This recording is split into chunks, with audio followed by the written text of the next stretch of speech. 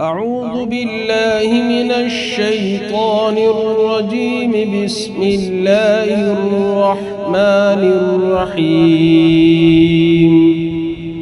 فلما بلغ معه السعي قال يا بني إني أرى في المنام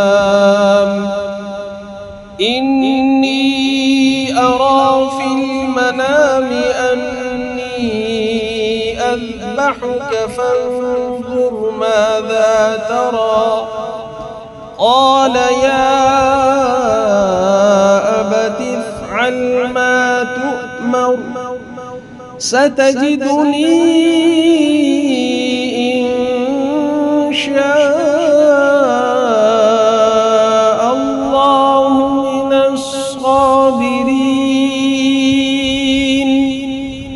فلما أسلما وتله للجبين وناديناه أن يا إبراهيم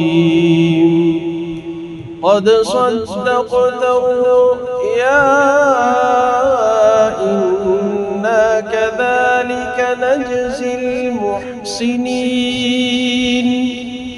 إن هذا لهو البلاء